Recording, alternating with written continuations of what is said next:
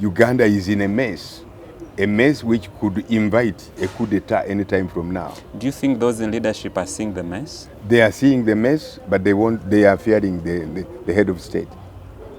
The head of state is a very tough man. He's a politician with tactics, and he's a brilliant person. I don't know why being brilliant could also entertain mistakes of that magnitude. Are you shocked? Because President Museveni is a tactician. But the tactics could bring him down also if he doesn't use them properly. Very well. Yes. Well, the Leaders Podcast, People, Purpose and Progress, with me, Simon Chris Makanga. I want to say thank you so much to everybody that is already part of this wonderful family. And I want to applaud those that have given us wonderful comments and those that are following the leadership of this country and everything happening around everybody. My name is Simon Chris Makanga, and today we're going to have a very great conversation with a man I've always been observing from a distance. Very vocal from the 7th and the 9th Parliament, Hon.John Ken Lukyamuzi. The man. The man. Yeah. As many people call you, JK the man. Yeah. How does it feel to be out of Parliament? Well, I miss a lot in terms of the oratorical part of performance in the political practice. But I also enjoy listening to others, although past parliaments have been more impressive than the present ones. Oh. Yeah. What is that supposed to mean? It means that we have to work very hard to regain that glory in terms of performance. Is it the performance that is worrying? Yes. Parliamentary performance is governed by so many things, including heeding to the procedures of Parliament, so that the performers, the members of Parliament, respectively, have the guts to talk independently with the Achimem. How different was it during your tenure, especially the 9th Parliament? 9th Parliament was not very bad, but I cannot say that it was better than the past two. It was not. Do you feel you're still relevant? Very much so, because parliamentarians are not administrators. They are performers in terms of designing policies and debating government procedures. That is where they remain relevant. In many countries like the United States, some parliamentarians can go on serving the people for as long as 40, 50 years, depending on how they perform. But the guest in parliamentary practice is based on the statement which Edmund Burke, one of the British greatest parliamentarians, made so many years ago when he prescribed a member of parliament. He or she is a representative. He is not a delegate. Not a delegate. So there is space for him to design and accumulate policy, initiate policy through debate. Wow. Distinct from an administrator who is there to implement what has been agreed on in cabinet. Well, Honorable, indeed, once again, it's a pleasure to have you on the Leaders Podcast. We're going to have a very short but constructive and very educative conversation about leadership. This podcast or this conversation is all about transforming followers into leaders and leaders into agents of change through storytelling. I will lean a little more on your experience into leadership as we help to form the future of this country. A person like you of great consideration in terms of leadership in this country, there's a lot we can sit at your feet and learn to form the future of this country. Let's look at what's happening in the country today. You and I watch from a distance, but what comes into your mind? I am worried about what is likely to happen in this country, judging from what is contained in the Constitution of Uganda 1995. There is a chapter called Preamble. That preamble is a warning to the people of Uganda that after the past bitter experience, never in the history of this country should we have a repeat of that bitterness. The bitterness, are you talking about the transfer of power, given the fact that our history has it that we have not had any peaceful transfer of power in this country? Yeah, that is one. But even in terms of performance regarding governance, the comfort the citizens are supposed to enjoy when they have been governed, one should copy from the experience of the third president of the United States, Thomas Jefferson, who simply said in summary that when governments fear the people, there is likely to be liberty. But the moment people begin fearing government, there is likely to be tyranny. What causes the difference? Yeah, where there is tyranny, of course, the symptoms are that the people fear government. That is a situation where governments begin terrorizing the population, which should be vice versa.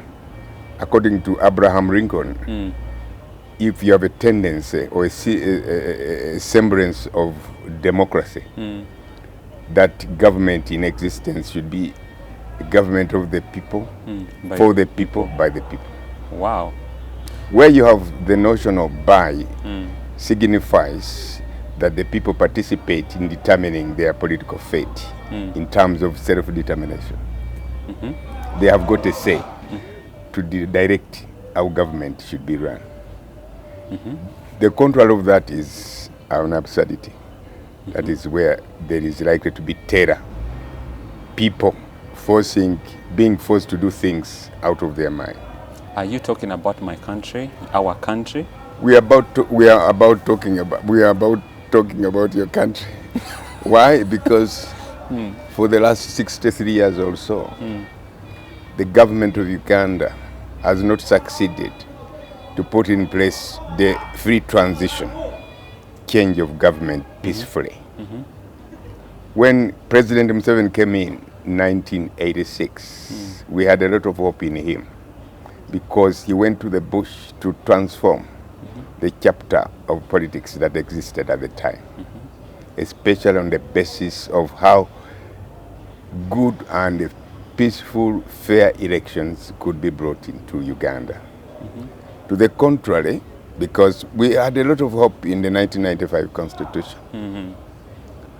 The 1995 Constitution framers must be praised from wherever they were. They put in place the landmark of presidential age limits, presidential term limits. When 10 years are clocked, whether you are a glittering star, you stay aside and you let others come in. We are concentrating on the presidency because a president is a very strong person. He, unlike a member of parliament, is an administrator. He could decide the life fate of a person, could even excuse you from dying, from hanging, which is a substitution of God's powers. So those two parameters were very important in our constitution. The third parameter that could guarantee transition would be general elections. Judging from the experience we have had since 1996, it is not correct to say that you can get rid of a dictator through general elections. Because all past general elections, most of them, the presidential part of it, has been questionable. So you cannot guarantee that you can get rid of a bad president through elections. Are we at the crossroad or we are in the quagmire? We're almost in a quagmire because in a situation where the governance line in terms of separation of powers is not clear, you have a problem. Professor Montesquieu designed the framework of separation of power purposely to address the parameters of what should govern countries or democracies. It is not enough to go to the elections, to guarantee elections when there is no party reserved for the main performers in government. These are the people. So you have a confusion here now because Parliament is losing gas, parliament is a very big arm of government. It checks the judiciary, it checks the executive. But the situation where the executive can command the judiciary to do what they want is very dangerous. We are about to enter a dangerous zone of being governed on the basis of civilian courts and court martials. And that is a very dangerous parameter. Elections are losing meaning. Political parties are losing meaning. There is no freedom of speech guaranteed by the Constitution. As we speak now, police and the security forces are still terrorizing the masses out of context. According to the Constitution of Uganda, the politicians, especially the political practitioners like me, Bob Wine, Besigye and others, are supposed to be free to articulate their interests and manifestation without hindrance. They cannot do so without any law in place. I know that as a lawyer, that as we speak now, whatever havoc security forces perform is out of constitutional context, because there is no law that would stop politicians to demonstrate and even organize public rallies. Honorable, I want to ask this as I'm coming from a place where you are an elder in this country, not only in this country, but on the continent. I've heard and listened to so many political scholars. Many say that we are being ruled by somebody who died thousands of years ago, Pilato, the Greek gentleman, who tried to describe democracy, saying that there should be people who elect somebody to lead them through an election. And a point to note where many people say that that has contributed to the division of human race than something else would. And many people, especially in this country, are suggesting that don't you think it's the right time that as a country we thought of what system do we want to use to govern ourselves? Do you think it's a time that we can have those conversations that, okay, democracy was defined in a certain way by Pilato, but it's causing more harm than good. It is dividing us more than we're supposed to unite. You and I can remember in 2018 we were supposed to have a national dialogue. It failed because we didn't have any uniting factor as a country. When you listen to stories like this, which are happening in our country, what do you advise us? Where should we go? What should be done? We are in a perpetual quagmire in terms of governance, because power is still distant from the people. We must go back to the beginning of our republic. In 1962, we came into being as a nation state under a federal constitution. This is the politics that guarantees the use and the function of powers between the regions and the center. And the first 4 years of our independence were flowering. We had a very sound GDP, very sound income per capita. Social services were outstanding in Uganda. A town like Kembale was said to have been the cleanest town in East Africa. Those qualities perished because of bad politics. The moment Dr. Milton Obote abolished the 1962 Constitution without reason. It is absurd, because if you recall, in 1966, after Obote had developed problems, as an individual, Obote was a communist, a quasi-communist. He wanted to go through Mulungusi Club, where membership included Fidel Castro, Ken Kaunda, Julius Nyerere, those quasi-leftists, to drive Uganda towards the east. And he got problems because at that time, the general elections were nearing, and the UPC members had also developed a phobia for his policies. People like Gracie Bingira, Dr. Rumu, and others were imprisoned because of trying to separate themselves from Obote. On the 22nd of February 1966, Milton Obote pronounced himself by saying he had abolished the 1962 Constitution. And later on he said a new constitution would be found in the members of parliament's pigeonhole. Pigeonhole, yeah. Do you know why he did that? There was a maneuver to get him overthrown. First of all, he had conspired in a scandalous move with Bonye. Bonye was a rebel who wanted to oust Shombe. Shombe replaced Patrick Lumumba. So he gave out Uganda's guns to Benye in exchange for ivory and gold. So Daud Ocheng, a very smart parliamentarian from Mityana, he was an Achori, he reported the matter in parliament seeking for a committee of inquiry to be nominated so that they find out the realities about that scandal. But he was reluctant to appoint it. After 8 months had expired, Daud Ocheng, in a collaboration with the opposition, moved a motion seeking to impeach Obote and his ministers. And he was joined by 5 ministers from UPC, and as well as Gaspar Oda, the leader of the Democratic Party. So the motion gained momentum, and when Obote realized he was about to go, he abolished the constitution. I can see a semblance of that happening now. Mr. Museveni is seemingly in danger politically.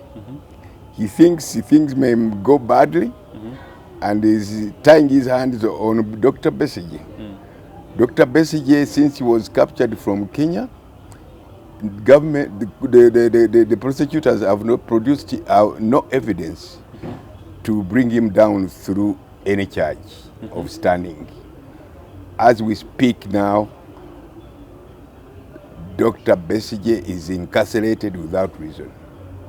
According to the Constitution of Uganda, he has no case to answer. But President Museveni is insisting that he's a bad politician, he must be capited. How did we get there? We got there because of bad politics. When the mistakes multiply in a situation where you have competition and competitors, you always pinpoint those errors so that you continue losing the name. This is what is happening now. The performance is not very good. Uganda is not what it is supposed to be. We are not supposed to be governed under a very expensive note. Why do we need 82 ministers in cabinet? Why do we need a very big parliament? Why do we need a very big army? Why do we need so many presidential advisors? Why do we need about 500 RDCs? But it is because this exaggeration of leadership partially is breeding corruption. You have to do that in order to maintain the status quo of support. Is there a way how you can differentiate the way you see things? I'm talking about you, who was once in at least second into the leadership of this country. I'm talking about the parliament. Yes. Is there a way how one can see things, especially if you were at the front and when you were out? You were in parliament, now you're out of parliament. Is there a way you're seeing things different? Or could you speak the way you speak if we're still in parliament? Possibly not, but I would. When the mistakes multiply in your presence, you should address those mistakes. The mistakes which are bedeviling Uganda are understandable. And they're even captured academically in institutions of learning. Uganda is in a mess which could invite a coup d'etat anytime from now. Do you think those in leadership are seeing the mess? They are seeing the mess, but they are fearing the head of state. The head of state is a very tough man. He's a politician with tactics. And he's a brilliant person. I don't know why being brilliant could also entertain mistakes of that magnitude. Are you shocked? Are you Because shocked? President Museveni is a tactician. Mm. But the tactics could bring him down also if he doesn't use them properly. Very well. Yes. Honorable John Ken Lukyamuzi, the man. Yeah, very interesting. How did the people start calling you the man? What happened? Well, it was during the 7th Parliament. You know, at one time, the former president of the United States, who had a scandal of Lewinsky, this was the Democratic Party president who visited Uganda in 1998, you remember? That was Clinton. During that time, there was a very interesting debate in the Senate, and I was an active follower of the debates in the both in the House of Commons, in the House of Representatives, and the Senate. And there was a very smart senator called Ken Starr, who initiated the impeachment proceedings. I attempted to emulate him when I got disturbed by one of the speakers of parliament, whose name I may not mention, when he expressed pride in having received the money which was used as a bribe to pass the amendment to the removal of presidential term limits. So I said it was absurd that a whole big man of that kind could express pride in having received the bad money to please his voters in a given constituency. So I insisted that he should be impeached. I was almost in trouble because of that. What was motivating you to do that? I was using the Ken Starr experience of Lewinsky, the girlfriend of Clinton. So how did people start calling you the man? Yeah, because of insisting to get some action done against that speaker. People presupposed I was another Ken Starr in the United States. Did you? Okay. It was very interesting. Was He almost brought exciting for me you trouble. Hey.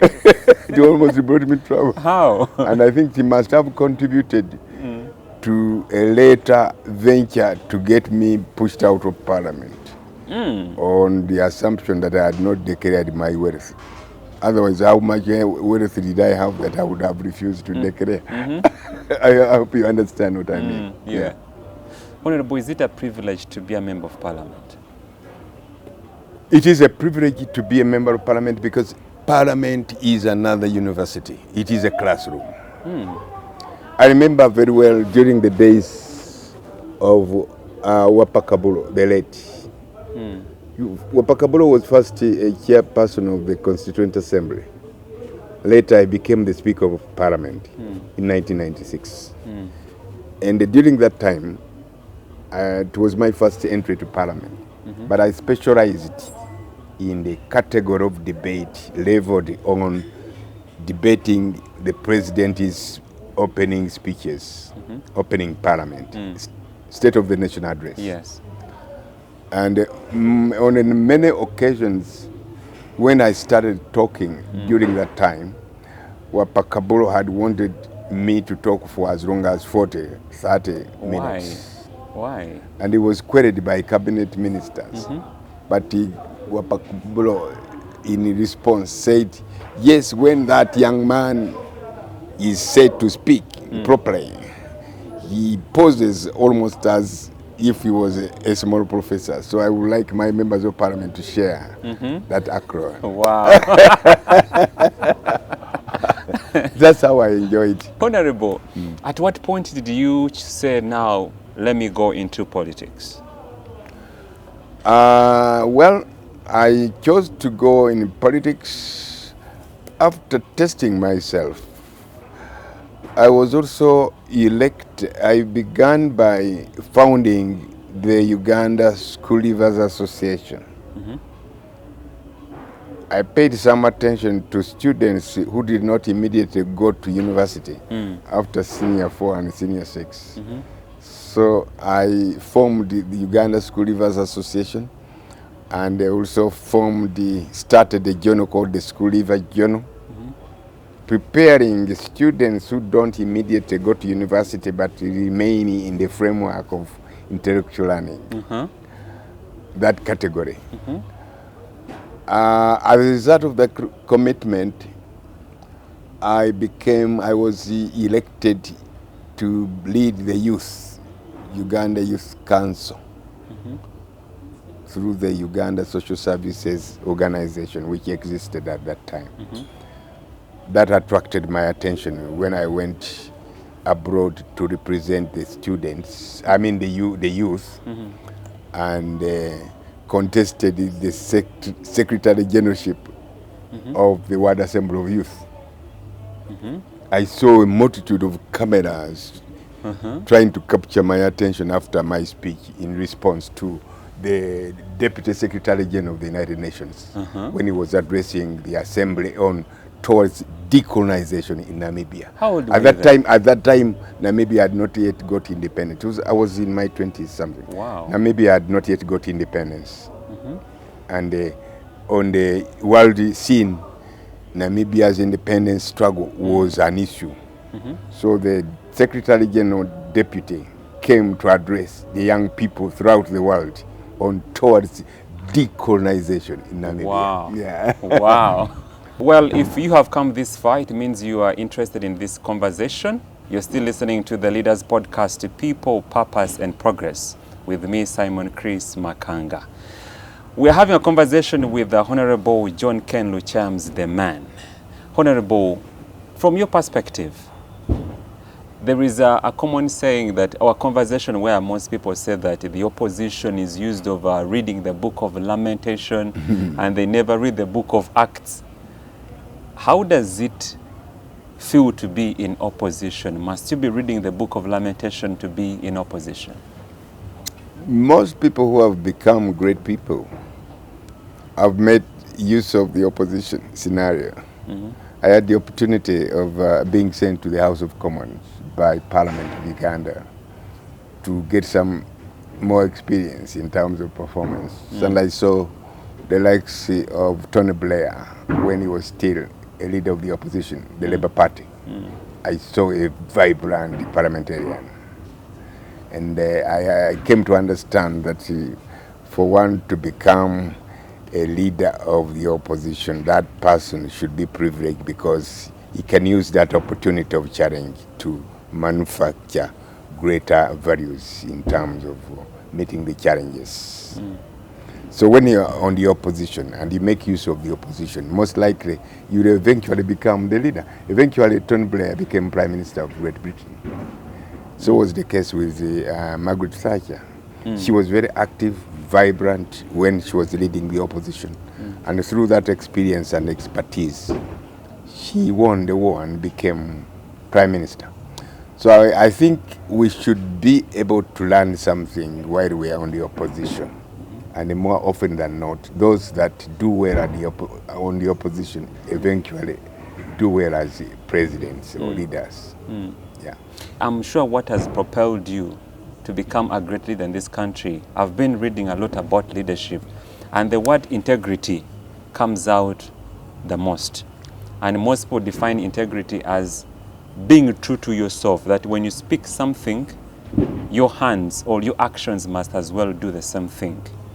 And I would like to speak to your character as a former member of parliament, as a leader in this country. What are some of the things that you do that defined Honorable John Ken Lukyamuzi, the man? I think that is a wonderful observation you have made. Nobody can make any headway progress in terms of leadership if he doesn't have a portrait of what he or she is. I feel proud that I have kept my reputation. I have also kept my integrity intact. I have tried as much as possible to avoid the corruption involvement, sticking to what I stuck at 2 years ago without changing overnight, as if I'm going to the moon. Those are some of the important challenges mankind must face. And I think it is still disturbing many leaders in Africa. The name is very important. You see what is happening in our country right now. Many politicians are not the politicians you saw 10 years ago. There are few who have kept the names they are supposed to keep. Integrity. So that when an opportunity comes for you to appeal to the population again, people can still honor you. Yeah. A few months from now, we are going to go into an election, which is one of the major practices of democracy, choosing leaders or people to lead this country forward. Honorable, honestly speaking, you and I are observing what's happening in this country. Borrowing your leadership lenses, where do you see us 2026 come January? From what we saw recently in the by-election at Kawempe, one who is worried as whether we are going into an election proper. There are so many deviations that are bound to how to press our attention and disturb the status quo of what would be referred to as free and fair elections. And why are we in this quagmire? We are in this quagmire basically because the leadership in gear has refused deliberately to accept that others can also play a part, similar to what they are playing now. You cannot explain why police continues to terrorize the opposition. There is no law on which they can base their attention. As far as I know, in the case of Human Rights Network versus Attorney General, the Constitutional Court clarified the matter by saying that the contents of POMA, namely Section 5, 7, and 10, are null and void. And the Parliament is not allowed to design another law to replace those nullified provisions of the law. We are going almost through the same quagmire. The Supreme Court pronounced itself by saying that the UPDF court martial is repugnant. It does not exist. And nobody should try civilians in the court martial. Where does the ruling take us as a country? The ruling takes us into confusion because, for example, even if the president signs that law, once there is a challenge filed in the Constitutional Court, they cannot implement the contents of a challenged act. Why do you think the government in ruling has interest in that bill? It has interest in that law because it wants to capture, to incarcerate the politicians that challenge government. An example is Dr. Kizza Besigye. As I spoke just now, there is no law which is keeping Dr. Besigye in jail because there is no standing charge against Dr. Besigye. When he was arrested from Kenya and brought to Uganda, he was charged in the court martial. The court martial nullified that court. Any eventual charges that have been posed have been found repugnant. They cannot stand. So Dr. Besigye is now incarcerated without reason. So in a layman's language, anyone would think that the government ruling is designing a law for an individual or to protect itself from individuals opposing it. In a nutshell, what Mr. Museveni is doing is exactly what Obote did in 1966. He abolished the 1962 Constitution in self-interest, as much as Museveni is trying to protect his interests by preferring to sacrifice the Constitution so that his interest is catered for, which is very absurd. How did we get there and how do we get out? That's a very interesting question. We can only get there, we can only get out of that circus by doing the following.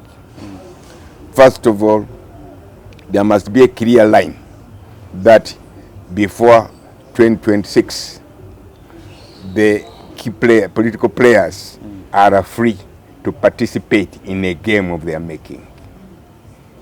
In the event that politicians, the practitioners, are not free to participate in the game of their making, there is likely to be chaos. We must avoid that chaos. President Museveni stands warned that he must respect the separation of powers. He should not let his son do things that undermine the constitutionality of this state. Who has the powers to stop the president? It is Parliament. Parliament is in a quagmire. It is dysfunctional. Something must be done. We are worried. Any time military can take over government. What does that mean for a country like Uganda? It means chaos, but it could become inevitable, although nobody wants it.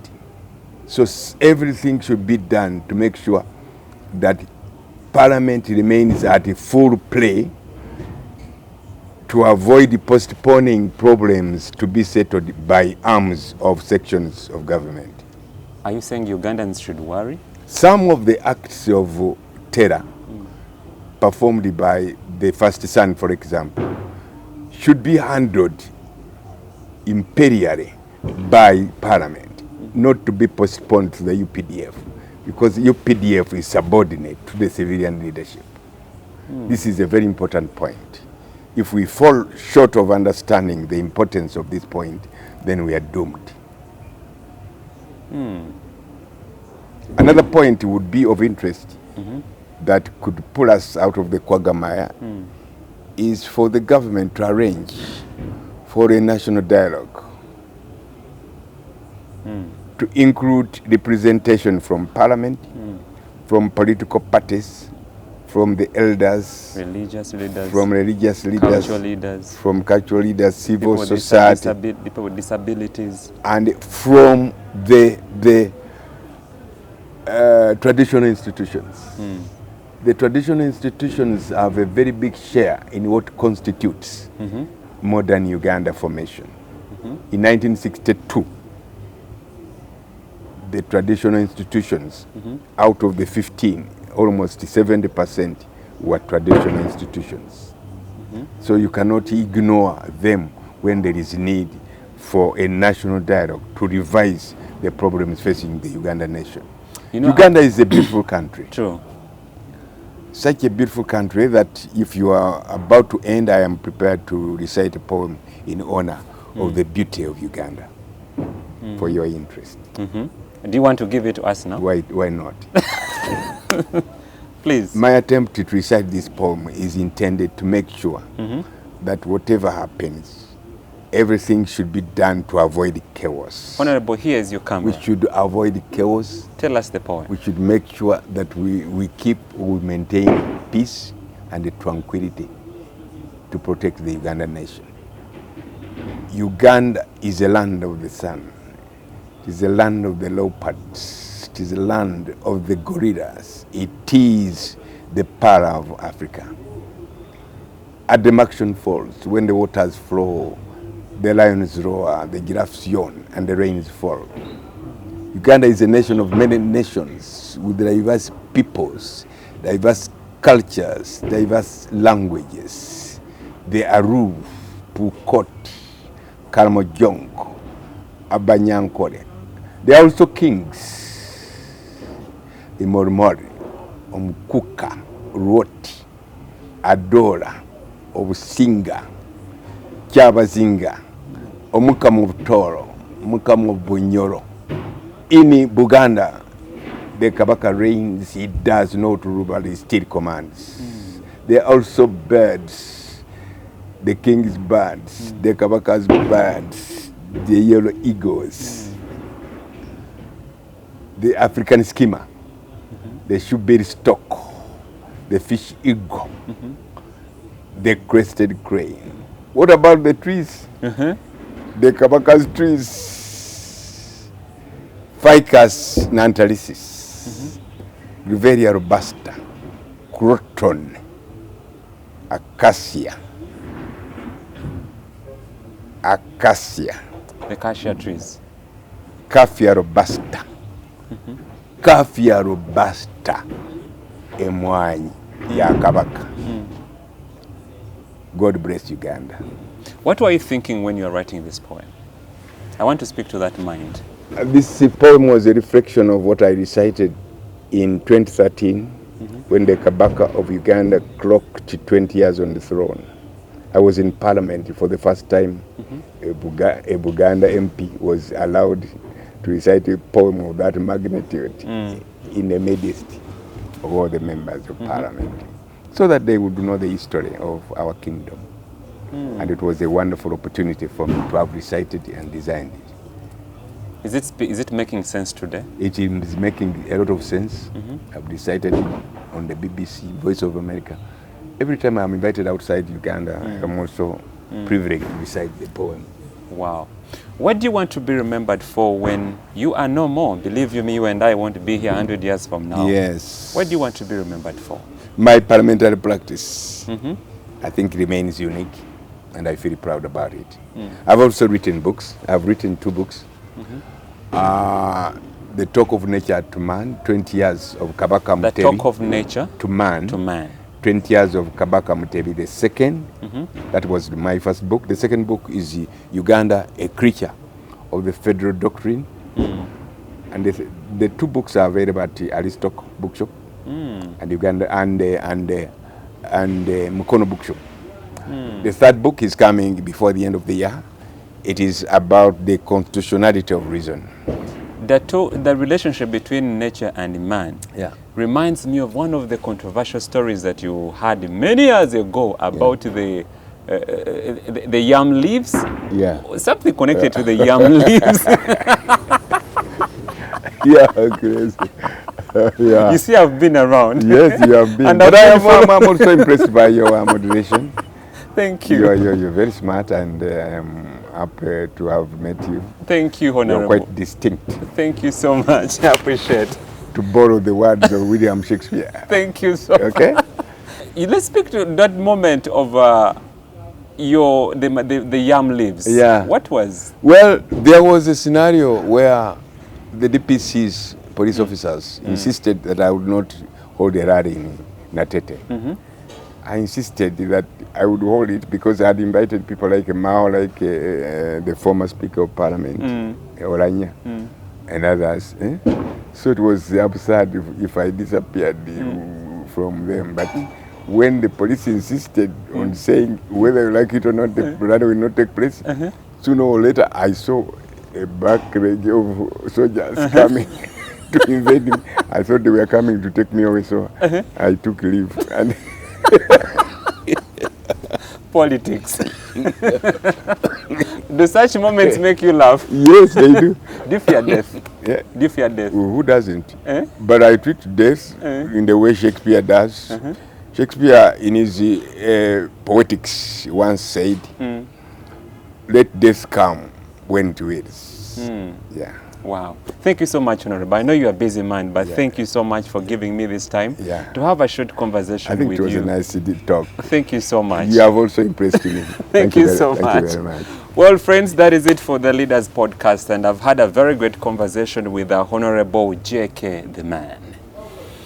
Well, if you have come this far, thank you so much. Remember, go ahead and subscribe, like, share, and be part of this conversation every now and then. And if you want to listen to the audio version, we are live on every podcast platform. Wherever you catch your podcast from, we are so much live there.